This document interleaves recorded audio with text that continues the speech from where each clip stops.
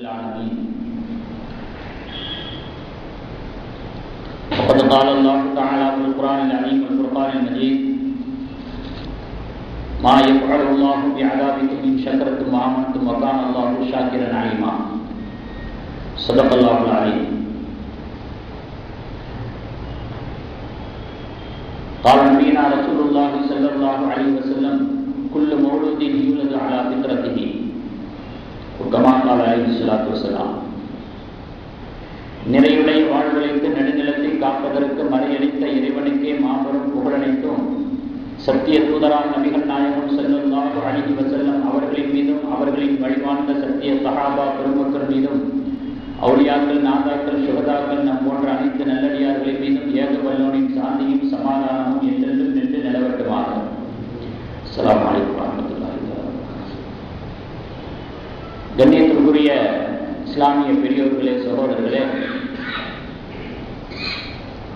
இஸ்லாத்தினுடைய சட்டதிட்டங்கள், வழிபாடுகள், இபாதத்துக்கள், அல்லாஹ் ரசூலால் ஏவப்பட்ட கட்டளைகள், ஆணைகள், உத்தரவுகள், இவைகள் அனைத்துமே நம்பிக்கை சார்ந்த விஷயங்கள் என்பதுதான் முதன்மையான விஷயம். அதே நேரத்திலே அறிவுபூர்வமாக இஸ்லாத்தினுடைய ஒவ்வொரு கட்டளைகளையும் வழிபாடுகளையும் ஆராய்ச்சி செய்து பார்த்தால் அது அறிவுக்கும் பொருத்தமானதாக ஏற்றுக்கொள்ளக்கூடியதாகத்தான் இருக்கிறது என்பது ஒரு நிதர்சனமான உண்மை. அறிவு விளங்கினால்தான் அந்த ஆணையை ஏற்றுக்கொள்ள வேண்டும் என்பது ஒரு முஃமினுக்கு அழகல்ல. ஏனென்றால் மார்க்கம் என்பது நம்பிக்கை சார்ந்தது. அறிவு ரீதியாகவும் சிந்தித்து சில விஷயங்களை விளங்கிக் கொள்வதும் தவறல்ல. அது மேலும் நம்முடைய ஈமானை மெருகுபடுத்தும், அதிகப்படுத்தும் என்கிற காரணத்தினாலே ஆய்வு கொள்வதிலே தவறு இல்லை. ஏனென்று சொன்னால் இப்ராஹிம் அலைஹிஸ்ஸலாத்து வஸ்ஸலாம் அவர்களே அல்லாஹ்விடத்தில் கேட்டாங்க, இறந்து போன உடனே எப்படி நீ உயிர்ப்பிக்கிற? உடனே அல்லாஹ் கேட்டான், திருமறையில் அல்லாஹ்வுத்தாலா இப்ராஹிம் அலைஹிஸ்ஸலாம் அவர்களோட பேசின சம்பாஷணையை சொல்றான். அல்லாஹ் கேட்டான், என்ன நம்பிக்கை இல்லையா அப்படின்னு. அப்படி சொல்ல முடியுமா? நீ எவ்வளவு பெரிய வல்லமை மிகுந்தவர். வலா கிள்ளி எத்துமையின்ன கல்வி, என் உள்ள சாந்தி அடையணும், அமைதி பெறணும், ஒரு பரபரப்பு அடங்கணும். வலா கிள்ளி எத்துமையின்ன கல்வி, என்னுடைய உள்ளத்தினுடைய அமைதிக்காக கேட்கிறேன், வேற ஒன்றும் இல்லை. நீ எப்படி இந்த மாதிரி இறந்து போனதெல்லாம் உயிர்ப்பிக்கிறேன் இப்ராஹிம் அலைஹிஸ்ஸலாம் அப்படின்னு கேட்டாங்க. அதுக்கு பிறகுதான் அல்லாஹ் தஆலா சொன்னான், பக்குத அர்பஅத மின தைரி வஸூருஹுன்ன இலைக சும்ம ஜஅல அலா குல்லி ஜபல் மின்ஹுன்ன ஜுஸஅன் சும்ம துஅஹுன்ன யதீனக சாயா. பறவை அருங்க, கூறுகிறா போடுங்க, ஒவ்வொரையும் ஒவ்வொரு குன்றின் மீது வைங்க, கூப்பிடுங்க வரும் அப்படின்னு ஒரு வரலாறு. எதுக்கு சொல்ல வரேன்னா, இஸ்லாத்தினுடைய சட்டதிட்டங்கள், வணக்க வழிபாடுகள் எல்லாம் நம்பிக்கை சார்ந்த விஷயம். அறிவு ரீதியாக சிந்திக்கும் பொழுது அது பொருந்தி போகும் பட்சத்தில் நம்முடைய ஈமானை வலுப்படுத்தும், மேன்மைப்படுத்தும். அப்படி அறிவுபூர்வமாக பொருந்தி பார்க்கறதுல தப்பு இல்லை என்பதற்காக சொல்ல வருகிறேன். ஆனால் மதத்தின் மீதான காழ்ப்புணர்வு கொண்டவர்கள், இறை நிராகரிப்பை கொள்கையாக கொண்ட சிந்தனையுடையவர்கள் எல்லாம் இந்த விஷயத்துல அறிவு சார்ந்த விஷயங்களை யோசிச்சு ஒரு இறை நம்பிக்கையின் மீது ஒரு களங்கத்தை ஏற்படுத்துவாங்க. அதை நம்ம கொஞ்சம் கவனமாக கையாள வேண்டிய ஒரு கடமையில இருக்கிறோம் என்பதற்காக வேண்டி இந்த ஒரு டாபிக் எடுக்கப்பட்டிருக்கிறது. இஸ்லாத்துல நிறைய சுய கட்டுப்பாட்டு திட்டங்கள் விதிக்கப்பட்டிருக்கிறது. அர்ப்பணிப்பு சிந்தனைகளை அரவணைக்கக்கூடிய நிறைய வழிபாடுகள் இஸ்லாத்தினுடைய ஒரு அங்கமாக வைக்கப்பட்டிருக்கிறது. இதை இறை நம்பிக்கை சிந்தனையோடு தான் பார்க்கப்பட்டு காலங்காலமாக முஃமின்களால் தங்களுடைய வாழ்க்கையிலே அமல்படுத்தப்பட்டுக் கொண்டு வருகிறது. பாவங்களுக்கு மன்னிப்பு கேட்கிறது இதே கதை தான், இதே மாதிரி. இந்த மாதிரியான விஷயங்களை அறிவு ரீதியாக சிந்திக்கும் பொழுது எப்படிப்பட்ட ஒரு குதர்க்கமான வார்த்தைகள் வெளிப்படும் என்று சொன்னால், கேள்விகளாக அந்த குதர்க்கம் வெளிவரும் என்று சொன்னால், மதம் என்பது ஒரு மனிதனுடைய பாவத்தை திரும்ப திரும்ப நினைவூட்டி அவனுக்குள் ஒரு குற்ற உணர்வை ஏற்படுத்துகிறது. இது மதம் செய்கிற வேலை. உலக சுகங்களை எல்லாம் அனுபவிக்க விடாம அவைகளை துறப்பதின் மூலமாகத்தான் ஒரு மனிதன் பாவத்திலிருந்து விலகி இருக்க முடியும் என்பதாக உலக சுகங்களை அனுபவிக்க விடாம மதம் தடுக்குது, தடை செய்யுது. இது மதம் செய்யக்கூடிய இரண்டாவது குற்றம்.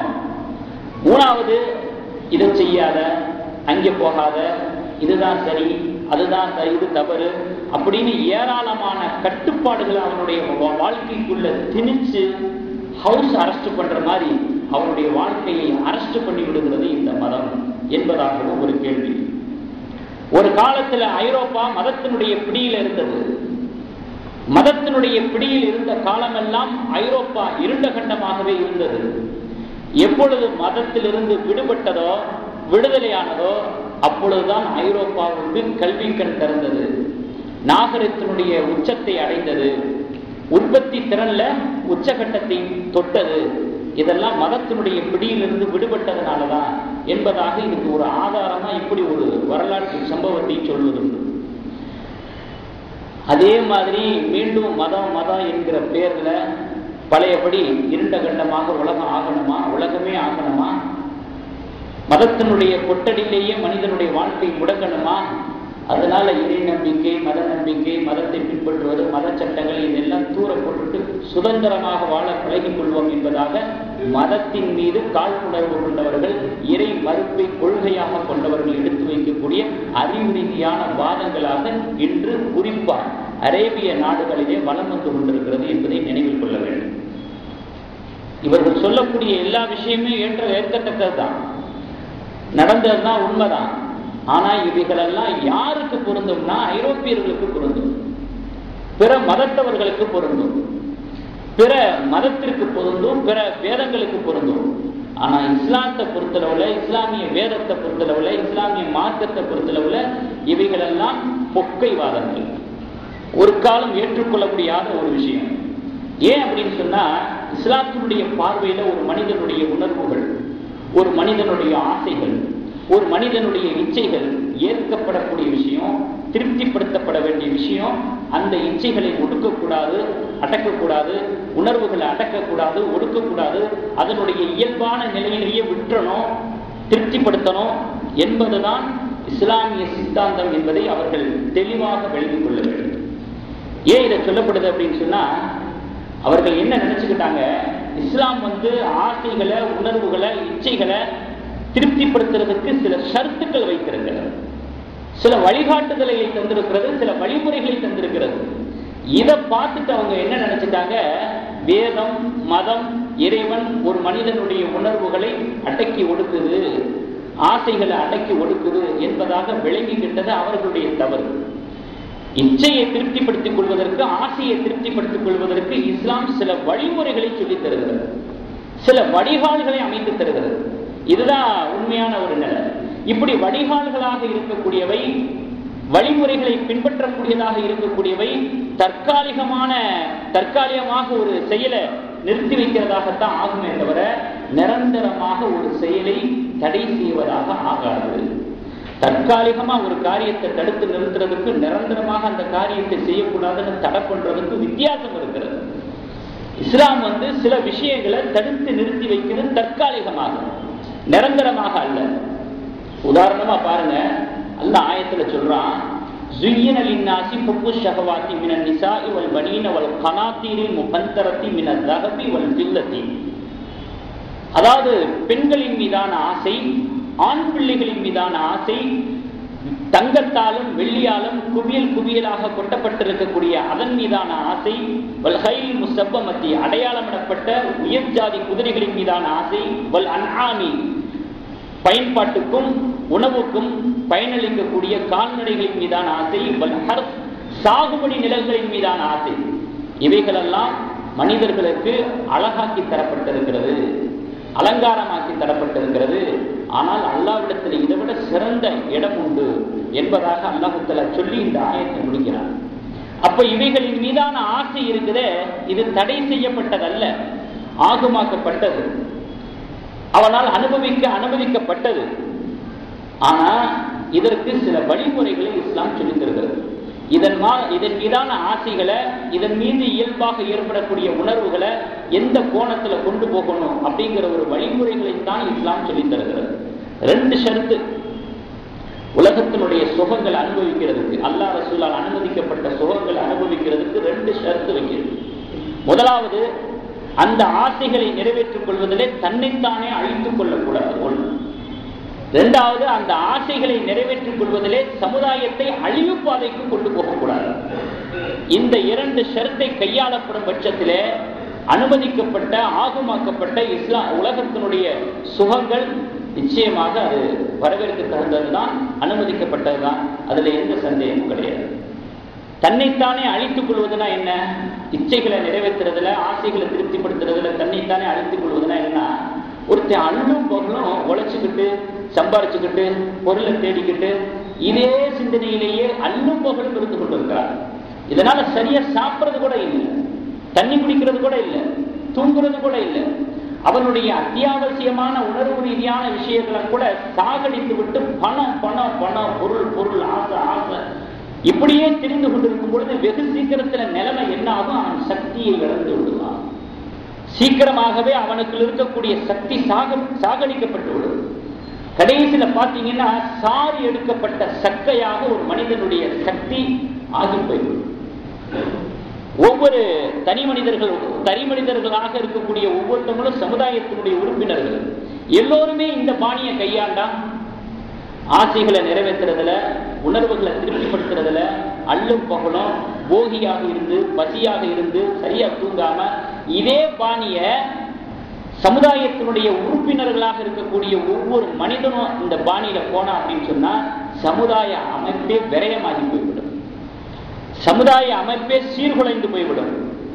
ஆகையினால இந்த மாதிரி தன்னைத்தானே அழித்துக் கொள்ளக்கூடிய அளவுக்கு பேராசை கொள்ளக்கூடாது, எல்லை மீறக்கூடாது, ஆசையை பின்னால பிடிச்சுக்கிட்டே அதன் வழியிலேயே ஓடக்கூடாது என்று அதற்கு ஒரு வடிகால் ஏற்படுத்துகிறது. பணம் சம்பாதிப்பதற்கும் பொருளாசைக்கும் ஒரு வழிமுறையை இஸ்லாம் ஏற்படுத்தி தருகிறது. இதுதான் உண்மை. அதே போல மனிதனுக்குன்னு அல்லாஹ் சில சக்திகளை கொடுத்திருக்கிறான் பார்த்தீங்களா? அவனுடைய வல்லமையே ஒரு பெரிய வல்லமை, பெரிய வல்லமைக்காரன் அல்லாஹ் மனிதனுக்குன்னு சில வல்லமையை கொடுத்திருக்கிறான், சக்தியை கொடுத்திருக்கிறான். இந்த சக்தி வெறும் ஆசைகளை தீர்த்து கொள்வதற்கு மட்டுமல்ல, எதுவெல்லாம் இச்சைகளாக ஆசைகளாக இருக்கிறதோ இதுக்கு போய்கிட்டு அல்லாஹ் அந்த சக்தியை கொடுக்கல. ஆற்றல்களை வெளிப்படுத்துவதற்கும் சாதனைகளை படைப்பதற்கும் தான் ஒரு மனிதனுக்கு அல்லாஹ் சக்தியை கொடுத்திருக்கிறார். ஆசையை தீர்த்துக்கிறது பெரிய சாதனை இல்லை, இச்சையை தீர்த்துக்கிறது பெரிய சாதனை அல்ல. இதற்காக வேண்டி மனிதனுக்கு மட்டும் விசேஷமாக கொடுக்கப்பட்ட சக்தி அது பயன்படுத்துவது அவ்வளவு உசிதம் அல்ல, அது அறிவு ஏற்றுக்கொள்ளக்கூடிய விஷயமும் அல்ல. ஆகையினால நம்முடைய சக்திகளை எல்லாம், நம்முடைய சிந்தனைகளை எல்லாம், நமக்கென்று தரப்பட்டிருக்கிற வல்லமைகளை எல்லாம் ஒருமுகப்படுத்தி உணர்வுகளை தீர்ப்பதில் மட்டுமே, ஆசைகளை தீர்ப்பதில் மட்டுமே, இச்சையை திருப்திப்படுத்துவதில் மட்டுமே செலுத்துவானேயானால் என்ன விளைவு ஏற்படும் தெரியுமா? அவனுக்குள் ஒரு பொதுநல சிந்தனையே இல்லாம போயிடும். இதன் பின்னாலேயே அவன் குறிக்கோளாக கொண்டு அலையும் பொழுது பொதுநல சிந்தனை என்பதை அவனுக்குள் மழுங்கடித்து போய்விடும், மக்காகி போய்விடும். இது ஒரு விளைவு, இது ஒரு பாதகம். இரண்டாவது என்னன்னு கேட்டா, குடும்பத்தில் இருக்கக்கூடிய குதூகலம் குலைஞ்சு போயிடும். இதே நோக்கமா அலையும் பொழுது டென்ஷன், குடும்பத்தில் யதார்த்தமாக பெற வேண்டிய சந்தோஷத்தை அவன் இழந்துருவான், மகிழ்ச்சி இழந்துருவான். இது அவனுக்குள் ஏற்படக்கூடிய இரண்டாவது பாதிப்பு. மூன்றாவது பாதிப்பு என்ன தெரியுமா? இது போன்ற பீடைகளால் எதிரிகள் சீக்கிரமாகவே அவர்களை வெற்றி கொண்டு விடுவார்கள், வீழ்த்தி விடுவார்கள். இது ஒரு போதை தானே. பணத்திலேயே மோகம் கொண்டு அலைகிறது ஒரு விதமான போதை. இந்த போதை மயக்கத்தில் இருக்கும் பொழுது வெளியில் இருக்கிற ஆளு, எதிரிகளாக இருக்கிறவங்க சீக்கிரமாக வெற்றி கொண்டு விடுவார்கள், வீழ்த்தி விடுவார்கள். ஆகையினால இஸ்லாம் மனிதர்களுடைய உணர்வுகளுக்கு மதிப்பளிக்கிறது, ஆசைகளுக்கு மதிப்பளிக்கிறது, வரவேற்கிறது. ஆனால் அதை பெறுவதற்கான, திருப்திப்படுத்துவதற்கான வழிமுறைகளை சொல்லிக் கொடுக்கிறது என்பதுதான் உண்மை. காமத்தினுடைய கரையை காண வேண்டும் என்கிற போதையில தெரிஞ்சாங்க யாரு? பிரெஞ்சுக்காரர்கள். காமத்தினுடைய கரை காண துடித்தாங்க. அதற்காக வேண்டிய நிறைய களியாட்டங்கள், ஆட்டம் பாட்டங்கள், எல்லா விதமான தவறுகளும் நடந்துச்சு. அந்த போதையினுடைய மயக்கத்தை பயன்படுத்தி ஜெர்மனியர்கள் வெற்றி கொண்டு விட்டார்கள். வரலாற்றில் நான் பார்க்கிறோம். இந்த மாதிரி ஒரு சமுதாயத்தை அழிக்கக்கூடிய ரீதியிலும் அல்லது ஒரு தனி மனிதன் தன்னை அழிக்கக்கூடிய ரீதியிலேயும் பொருளாதார ஆசை கொண்டு விடக்கூடாது என்கிற விஷயத்தை தாங்கித்தான் இஸ்லாம் இருக்கிறது தவிர மனிதனுடைய உணர்வை சாகடிப்பதல்ல இஸ்லாம் என்கிற மார்க்கம். முகலாயர்களுடைய ஆட்சி விழுந்தது இதனாலதான். ஒரு விதமான உலக சுகத்தினுடைய போதையில் இருக்கும் பொழுதுதான் ஆங்கிலேயர்களுக்கு கொத்த அள்ளிக்கிட்டு போயிட்டாங்க ஆட்சி. அது ஒரு வரலாற்று உதாரணம். ஆக நம்ம ஆரம்பத்தில் சொன்னது மாதிரி 2 ஷர்த்தை முன்வைக்கிறது இஸ்லாம். ஒன்று, தன்னைத்தானே அழித்துக் கொள்ளக்கூடாது. இரண்டாவது சமுதாயத்தை அழிவு பாதைக்கு கொண்டு செல்லக்கூடாது. அப்படி 2 ஷர்த்தை பேணப்படும் காலமெல்லாம் உலக சுகங்களை அனுபவிக்கிறதுல எந்த விதமான தவறும் அல்ல. அது அல்லாஹ் கொடுத்திருக்கக்கூடிய நியமத்து, கிஃப்ட். வஅம்மா பிநிஅமத்தி ரப்பிக்க ஃபஹத்தின், நான் உங்களுக்கு கொடுத்திருக்கிற நியமத்துக்களை பற்றி பிறரிடத்துல சொல்லுங்க, அனுபவிங்க என்பதாகத்தான் அல்லாஹ் தஆலா திருமறையில் சொல்கிறான். யா அய்யுஹன் நபிய்ய லிம துஹர்ரிமு மா அஹல்லல்லாஹு லக், அல்லாஹ் ஹலால் ஆக்கிய, அல்லாஹ் அனுமதி அளித்த ஒன்றை தடை செய்வதற்கோ தனக்குத்தானே தடையை ஏற்படுத்திக் கொள்வதற்கோ யாருக்கும் எந்த அருகதையும் இல்லை என்பதாக அல்லாஹ் தஆலா ஒரு ஆயத்தில் சொல்றான். வலா தன்ஸ நஸீபக்கும் மினத் துன்யா, உலகத்துல உங்களுக்குன்னு இருக்கக்கூடிய ஹக்க, உங்களுக்குன்னு இருக்கக்கூடிய நசீப பங்க பெற்றுக் கொள்ளுங்கள், அனுபவித்துக் கொள்ளுங்கள், நீங்கள் தவறவிட வேண்டிய அவசியம் இல்லை. அல்லாஹ் இன்னொரு வசனத்துல பேசுறான். குலு வஷ்ரபு, உண்ணுங்கள் பருகுங்கள், வலா துஸ்ரிஃபு, விரைய மட்டும் செய்யாதீங்க அப்படிங்கிறதாக இன்னொரு ஆயத்துல இன்னும் கொஞ்சம் கூடுதலாகவே அல்லாஹ் தஆலா அனுமதி அளிச்சு சொல்றான். இப்ப இவைகள் எல்லாம் இஸ்லாம் மனிதனுடைய உணர்வுகளை மதிப்பளிக்கிறது என்பதற்கான சான்றுகள். இதை விட பெருமானார் ஸல்லல்லாஹு அலைஹி வஸல்லம் அவர்கள் இன்னும் ஒரு அழகான ஒரு சொல்ல சொன்னார். ஹுப்பிப இலைய தீபு வன் நிசா, எனக்கு ரொம்ப பிரியமாக்கப்பட்டது நறுமணமும் பெண்களும். இந்த இரண்டையும் ஒரே சமயத்தில் இணைத்து இது எனக்கு ரொம்ப பிரியமானது என்பதாக சொல்றாங்க. ஒரு காம உணர்வை நறுமணத்தோடு ஒப்பிட்டு சொல்றாங்க. ரெண்டையும் ஒரே இடத்துல வைக்கிறார். காரணம் என்ன தெரியுமா? காம உணர்வு என்பது ஒரு மனிதனுக்கு அத்தியாவசியமானது, தவிர்க்க முடியாதது. அது இருக்கிறது தப்பில்ல, ஆனால் அதுக்கு ஒரு வேலை போடணும். அதனால அதுக்கு அடுத்து சொன்னாங்க, ஒரு ஜுழைலத்து குர்ரத்து ஐனி பிஸ்ஸலாம், பெண்களும் நறுமணமும் எனக்கு பிரியமானது தான், அதே நேரத்தில் என்னுடைய கண் குளிர்ச்சி தொழுகையில் தான் இருக்குது அப்படின்னு சொன்னாங்க. இப்ப காம உணர்வை நறுமணத்தினுடைய ஸ்தானத்துல கொண்டு வந்து வைக்கிற நபிகள் நாயகம் ஸல்லல்லாஹு அலைஹி வஸல்லம் அவர்கள் அதுக்கு ஒரு வேலி போடணுங்கிற அவசியத்தை எப்படி உணர்த்துறாங்கன்னா, தொழுகையின் மூலமாக வேலி போடுங்க, அது கட்டுப்படுத்தும் என்பதாக சொல்றாங்க. இன்ன ஸலாத்த தன்ஹா அனில் ஃபஹ்ஷாஇ வல் முன்கர், தொழுகை என்பது மானக்கேடான விஷயங்களை விட்டு ஒரு மனிதனை தடுக்கிறது என்பது அல்லாஹ்வுடைய கூற்று, வேதத்தின் கூற்று. அதை இங்க பெருமானார் ஸல்லல்லாஹு அலைஹி வஸல்லம் அவர்கள் சொல்றாங்க. அப்போ தொழுகையும் அழுகையும், தொழுகை வந்தா அழுகு வந்துடும், அல்லாஹ்வுடைய சிந்தனை வந்தா அழுகு வந்துடும், உள்ள உருகிடும். அப்ப வழிபாடு என்கிற அந்த தொழுகையும் உள்ளத்திலிருந்து வரக்கூடிய அழுகையும் ஒரு மனிதனை நாகரிகப்படுத்தும், ஒரு மனிதனுடைய உள்ளத்தை சுத்தப்படுத்தும். இப்படிப்பட்ட வேலைகளை தான் மார்க்கம் செய்கிறதை தவிர மனிதனுக்கு நியாயமாக கிடைக்க வேண்டிய விஷயங்களை, இயல்பாக வரக்கூடிய விஷயங்களை தடுத்து பார்த்து ரசிப்பதில்லை மார்க்கம் என்பது, இஸ்லாம் என்பதை இவைகளின் மூலமாக நாம் தெரிந்து கொள்ள வேண்டும். இன்னொரு சந்தர்ப்பத்தில் பார்த்தீங்கன்னா பெருமானார் ஸல்லல்லாஹு அலைஹி வஸல்லம் அவர்கள் சொல்றாங்க, வீடு கூடுவதில் கூட வெகுமதி இருக்குது அப்படின்னா, மனைவியோட வீடு கூடுறதுல கூட வெகுமதி இருக்குது. உடனே ஒரு சஹாபி கேட்டாங்க, யார சொல்லலாம், இச்சையை தீர்ப்பது ஒரு சிறப்பா, மனிதன் தன்னுடைய இச்சையை தீர்த்துக்கிறது ஒரு சிறப்பா அப்படின்னு ஒரு சஹாபி இப்ப கேட்கிறாங்க. பெருமானார் ஸல்லல்லாஹு அலைஹி வஸல்லம் அவர்கள் சொல்றாங்க, தடுக்கப்பட்ட விஷயத்துல அந்த இச்சையை தீர்த்தா தவறு தானே? ஆமா. அப்ப தடுக்கப்பட்ட விஷயத்துல தீர்க்காம இருந்தா மட்டும் அது தவாபாக இருக்காதா என்ன?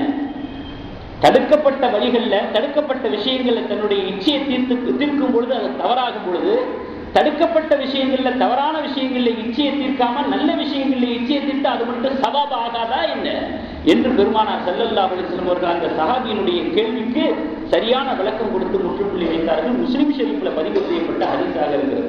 இப்படிப்பட்ட ஒரு கோணத்துல ஒரு வீடு கூடுவதை கூட இஸ்லாம் எந்த கோணத்திலே பார்க்கிறது, எப்படி ஒழுங்குபடுத்தி பார்க்க வேண்டும் என்று நினைக்கிறது, எப்படி நெறிப்படுத்த வேண்டும் என்று நினைக்கிறது என்பதை நாம் இதன் மூலமாக விளங்கிக் கொள்ள வேண்டும். இதே மாதிரிதான் அல்லாஹ்வுடைய ஆயத்துக்கள், பெருமானார் ஸல்லல்லாஹு அலைஹி வஸல்லம் அவர்களுடைய பொன்மொழிகள், இவைகளெல்லாம் அலசி ஆராய்ந்து கவனத்தை ஊன்றி பார்ப்போமேயானால், நம்முடைய சிந்தனையை அதிலே ஊற்றி பார்ப்போமேயானால், மனிதனுடைய இயல்பான உணர்வுகள், இச்சைகள், ஆசைகள் இவைகளையெல்லாம் அடக்கி ஒடுக்குதல், அறவே துறக்குதல் என்பது இஸ்லாத்துல கிடையவே கிடையாது. இஸ்லாத்துல அந்த பேச்சுக்கே இடம் இல்லை. காமத்தை இளைஞர்கள் ஏளனமாக கருதக்கூடாது, கேலிக்கித்தலாக பார்க்கக்கூடாது. காமத்தை இளைஞர்கள் முற்றிலும் தவறு என்று ஒதுங்கிவிடவும் கூடாது. மாறாக காமத்திற்கு ஒரு வடிகாலை ஏற்படுத்த வேண்டும். அந்த வடிகாலை ஏற்படுத்துகிறவரை அவர்கள் காத்திருப்பு காலம் கொள்ள வேண்டும். திருமணத்திற்காக எதிர்பார்க்க வேண்டும். திருமணம் வரைக்கும் பொறுமையா இருக்கணும். இப்படிப்பட்ட ஒரு கோணத்துல தான் அந்த ஒரு செயலை இஸ்லாம் பார்க்கிறது, நமக்கு பணிக்கிறது. அதே போல இயல்புக்கு தடை விதிக்கிறதுக்குள்ள இஸ்லாத்துக்கு உடன்பாடு இல்லைன்னு சொன்னோம். மனிதனுடைய இயற்கையான யதார்த்தமான இயல்புக்கு இஸ்லாம் என்றைக்கும் குறுக்கடிக்காது, தடை விதிக்காதுன்னு சொன்னோம். காரணம் என்ன தெரியுமா? ஒரு மனிதனுடைய இயல்புக்கு தடை விதித்தால் 2 பாதிப்பு ஏற்படும். நீங்க அறிவியல் ரீதியாகவும் யோசிச்சு பாருங்க, மருத்துவ ரீதியாகவும் ஆராய்ச்சி பாருங்க. உண்மை, நடைமுறை உண்மை. ஒரு மனிதனுடைய ஒரு வாய்ச்சவடாலுக்கு வேண்டாலும் ஒரு மனிதனுடைய இயல்புக்கு தடை விதித்து தான் பெரிய தியாகம் பண்ணிட்டதாக, பெரிய ஒரு மதத்துக்கு அர்ப்பணம் செஞ்சிட்டதாக பீற்றிக் கொள்ளலாமே தவிர உண்மை என்னன்னா அதுல 2 பாதிப்பு இருக்குது. ஒண்ணு, நரம்புகள் பலகீனப்பட்டு போயிடும். 2வது, மனக்குழப்பங்கள் உண்டாகும். எந்த இயல்பாக எந்த உணர்வாக இருந்தாலும் சரி, திருமண சம்பந்தப்பட்டது மட்டுமல்ல, மனிதனுடைய இயற்கையோடு இயல்போடு சம்பந்தப்பட்ட உணர்வுகள், ஆசைகள், இச்சைகள் எதுவாக இருந்தாலும் முறை தவறி அதற்கு ஒரு முரண் போட்டால், ஒரு அரண் போட்டால், தடை போட்டால் அவன் மனக்குழப்பத்துக்கு ஆளாகுவான். இல்லைன்னா வெகு சீக்கிரமாவே அவன் நரம்பு பாழாகி போயிடும், பழுதடைஞ்சு போயிடும், பலகீனப்பட்டு போயிடும். இது அறிவியல் கூறு உண்மை, மருத்துவம் கூறு உண்மை. அப்படிப்பட்ட ஒரு காரியத்தை ஏவி நிற்காது இஸ்லாம். அப்படிப்பட்ட ஒரு காரியத்தை மக்களிடத்திலே எதிர்பார்க்க வேண்டிய அவசியம் இஸ்லாத்துக்கு இல்லை. அதே போல பாருங்க, திருமணம் முடிக்கிற வரைக்கும் காமத்தை கட்டுப்பாடா வச்சுக்கோங்க அப்படின்னு ஒரு காமத்துக்கு ஒரு கடிவாளம் திருமணம் வரைக்கும். அப்போ காமத்துக்கு ஒரு கட்டுப்பாடு போடுங்க அப்படின்னு சொல்றது உலக இன்பங்களை எல்லாம் உதறி தள்ளுங்க என்பதாக ஆயிடுமா? காமத்துக்கு ஒரு கடிவாளம் போடுங்க, ஒரு கட்டுப்பாடு போடுங்க என்ற ஒரு அறிவுறுத்தல், என்ற ஒரு அட்வைஸ், இது உலக இன்பங்களை உதறி தள்ளுங்க என்ற ஒரு ஸ்தானத்துக்கு வராது. அதே போல நமது உணர்வுகளை நம்மனால கட்டுப்படுத்த முடியலைன்னு வச்சுக்கங்களேன். அப்போ சமுதாயத்துல ஒவ்வொரு மனிதனுக்கும் தனி தன்மைகள் இருக்கு பாருங்க. அதை கட்டுப்படுத்துறதுக்கு இவனுக்கு எப்படி திராணி ஏற்படும்? யோசனை பண்ணி பாருங்க. தன்னுடைய உணர்வுகளை சில சமயங்கள்ல கட்டுப்படுத்துறதுக்கு அவனால முடியல அப்படின்னு சொன்னா, அப்போ மனிதனுக்குன்னு சில தனித்தன்மைகள் இருக்குது. அந்த தன்மைகளை பாதுகாக்கிறது நம்ம மீது அவசியமா இருக்குது. அதை பாதுகாக்கக்கூடிய ஆற்றல் அவனுக்கு எப்படி கிடைக்கும்? அந்த திராணி அவன் எப்படி பெறுவான்? அப்படிங்கிற ஒரு விஷயத்தை நம்ம கவனத்தில் கொள்ள வேண்டியிருக்கு. அதே போல துன்பங்களை சகித்து பழகாத, இன்பங்களை தள்ளி போட்டு பழகாத, சற்று காலம் தள்ளி போடுறது இன்பங்களை அல்லது துன்பங்களை சகிச்சுக்கிறது, இந்த மாதிரி ஒரு பழக்கப்பட்ட மனிதர்களை கொண்ட, ஒரு பழக்கப்படாத ஒரு மனிதர்களை கொண்ட நாடு சர்வதேச பிரச்சனைகள்ல வெற்றி கொள்ள முடியாது. இப்படி ஒரு பழக்க மனிதர்களுக்குள்ள இருக்கிறது மனித வாழ்க்கைக்கு ரொம்ப அவசியம். அதனாலதான் அதனுடைய அடிப்படையில சில இபாதத்துக்கு விதிக்கப்பட்டிருக்கிறது. நோன்பு போன்றது, தொழுகை போன்றது, டைம் மேனேஜ்மெண்ட், தொழுகை, நோன்புங்கிறது ஒரு செல்ஃப் கண்ட்ரோலை தரக்கூடியது. நிறைய வழிபாடுகள், ஹஜ்ஜில் அதுல பல நுட்பங்கள் இருக்குது. ஏன்னா சில இன்பங்களை சில காலங்களாவது தள்ளி வைக்க பழகணும், துன்பங்களை சகிக்க பழகிக்கணும். இப்படிப்பட்ட பழக்கத்துக்கே ஆளாகாத ஒரு சமுதாயம் வாழக்கூடிய நாடு எதுக்கும் உருப்படாது. எந்த பிரச்சனையும் எதிர்கொள்றதுக்கு அதுக்கு திராணி இருக்காது. அதனாலதான் ஒரு வலுவான சமுதாயம், பலமான சமுதாயம், உரமேற்றப்பட்ட ஒரு சமுதாயத்தை உருவாக்குவதிலே இஸ்லாத்தினுடைய பங்களிப்பு அதிகம். இபாதத்துக்களின் வழியாக வருகிறது, வழிபாடுகளின் வழியாக வருகிறது. நேரடியாகவே இப்பொழுது இருக்கக்கூடிய நோன்பையே எடுத்துக்கங்களேன். நோன்பை பத்தி இறை நம்பிக்கை இல்லாதவர்கள், மதத்தின் மீதான காழ்ப்புணர்வு கொண்டவர்கள் நோன்பை பத்தி என்ன அவங்க கருத்து தெரிவிப்பாங்க? நோன்பா அது எப்படிப்பட்டது தெரியுமா? பசி, தாகம், இதை தனித்திடுவதற்கு, தணிப்பதற்கு புசிக்க அனுமதிக்கப்படாத ஒன்று. பசி ஏற்படுது, தாகம் ஏற்படுது, ஆனா சாப்பிடக்கூடாது, தண்ணி குடிக்கக்கூடாது, அனுமதி இல்லை என்று அதை தடுக்கக்கூடிய ஒன்று. வாயை கட்டி வைத்த கட்டி ஒரு மனிதனை கஷ்டப்படுத்தக்கூடிய ஒன்று. அனுபவிக்க ஆசைகள் இருந்தும் கூட அதை துறக்கும்படியாக கட்டாயப்படுத்தக்கூடிய ஒன்று. இப்படித்தான் இறை மறுப்பு சிந்தனை உடையவர்கள், மதத்தின் மீது காழ்ப்புணர்வு கொண்டவர்கள் சொல்லுவாங்க.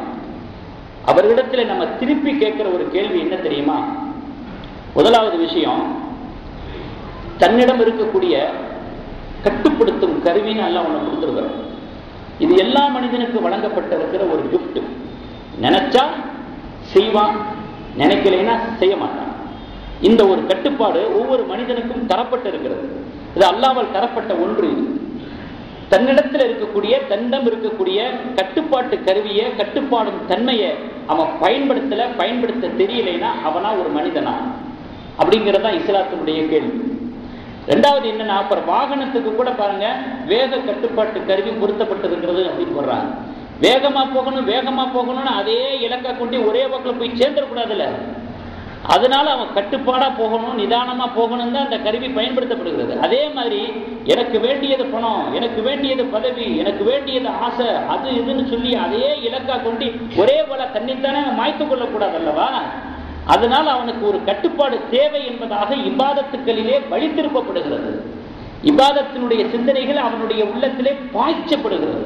இல்லைன்னா நிதானம் இழந்து போய் எதுலையாவது போய் விழுந்துருவான். தற்கொலை வரைக்கும் போனா கூட ஆச்சரியப்படுறதுக்கு இல்லையா? தற்கொலை வரைக்கும் போனா கூட ஆச்சரியப்படுறதுக்கு இல்லை.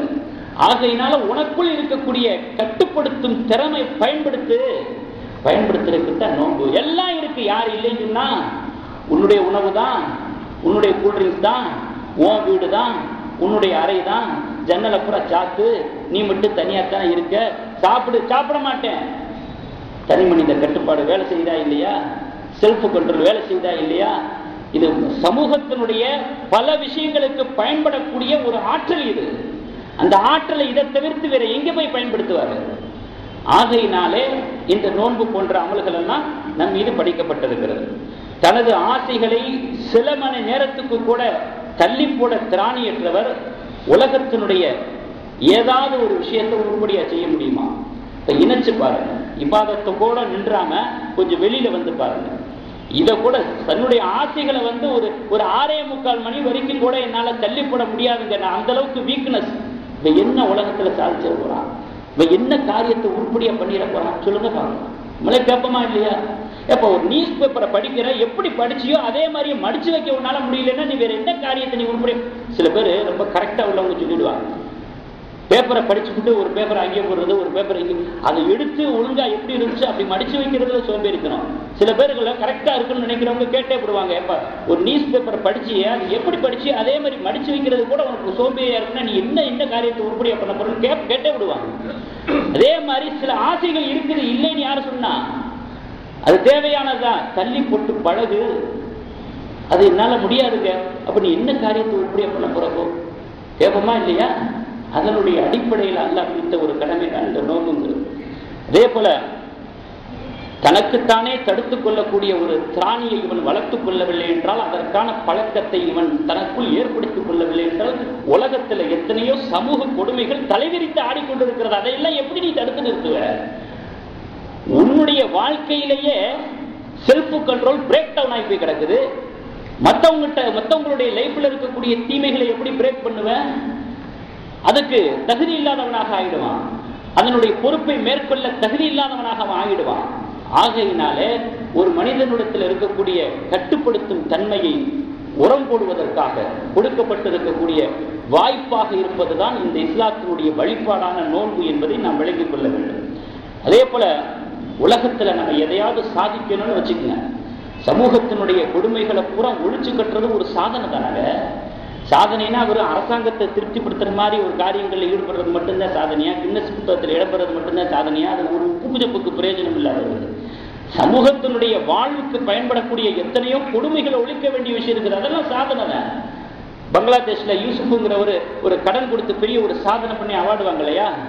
இதே மாதிரி சமுதாயத்துல பல சாதனைகளை படைக்கணும் அப்படின்னு சொன்னா தியாகங்கள் பண்ணணும். தியாகங்களை பண்ண முடியலனாலும் பரவாயில்ல, நம்முடைய ஆசைகளை தள்ளி போட்டாவது பழகணுமா இல்லையா? அதை கூட நான் செய்ய மாட்டேன் அப்படின்னு சொன்னா இவன் எப்படி சாதிப்பான்? இவன் எப்படி தன்னுடைய வல்லமையை வெளிப்படுத்துவான், தன்னுடைய ஆற்றலை வெளிப்படுத்துவான்? கூழுக்கு ஆசை, மீசிக்கு ஆசை, அது நடக்காது. எதையாவது ஒன்றை பெற வேண்டும் என்று சொன்னால் எதையாவது ஒன்றை இழந்துதான் ஆக வேண்டும். எதையாவது அடைய வேண்டும் என்று சொன்னால் எதையாவது சகித்துத்தான் ஆக வேண்டும். அதற்கான பயிற்சி இஸ்லாத்தினுடைய வழிபாடுகளிலே இருக்கிறது, வணக்க வழிபாடுகளிலே இருக்கிறது என்பதை இது போன்ற கடமைகளின் மூலமாக நாம் அறிய முடியும். அதே போல பாருங்க, இது அறிவுக்கு ரொம்ப எடுப்பான விஷயமா இருக்கும். மதத்தின் பெயரால் மனித உணர்வுகள் சாகடிக்கப்படுகிறது அப்படின்னு பகுத்தறிவுவாதிகளாக பேசுவாங்க. ஆனா அவங்களே அதுல ஈடுபட்டு கொண்டு இருக்கிறவங்க தான். வரலாற்று உதாரணத்தை சொல்லலாம். உதாரணமா கம்யூனிஸ்டிவாதிகளை போட்டு நாஜிகள் பயங்கரமான கொடுமைகள் பண்ணாங்க. துவச்சு எடுத்துட்டாங்க. அந்த சமயத்துல கம்யூனிஸ்டுவாதிகளுடைய ஒரு தலைமை பீடத்தில் இருக்கக்கூடியவருடைய உத்தரவை ஏற்று அந்த கொடுமைகளை எல்லாம் பொறுத்தார்கள். சில தியாகங்களை மேற்கொண்டார்கள், சில ஆசைகளை துறந்தார்கள். இதனுடைய பாட்டையில கடைசியில இறுதியில வெற்றியும் பெற்றுட்டார்கள். அவர்கள் கூட ஒரு விஷயத்தை பெறணும் அப்படின்னு சொன்னா சில அர்ப்பணிப்புகளை செய்ய வேண்டியிருக்கிறது, சில ஆசைகளை துறக்க வேண்டியிருக்கிறது, சில துன்பங்களை சகிக்க வேண்டியிருக்கிறது. அதனாலதான் அந்த வெற்றி அவங்க கடைசியில் அடையப்படுச்சு. அப்போ அவர்களுடைய தலைமை சொன்னா மட்டும் இனிக்கும், அரசாங்கத்துக்கு மேல அரசாங்கமாக இருக்கக்கூடிய ராஜாங்கத்தை வகிக்கக்கூடிய அல்லாஹ் சொன்னா மட்டும் கசக்குமா? அல்லாஹ் மட்டும் சொன்னா ஒப்பாரியும் புலம்புலமா? அதே மாதிரிதான் அல்லாஹ் சொல்றான், சில வெற்றிகளை நீங்க அடையணும் அப்படின்னு சொன்னா, சில சாதனைகளை நீங்க படைக்கணும் அப்படின்னு சொன்னா உங்களுடைய உள்ளத்துக்கு பக்குவம் தர வேண்டியிருக்கிறது, பயிற்சி தர வேண்டியிருக்கிறது.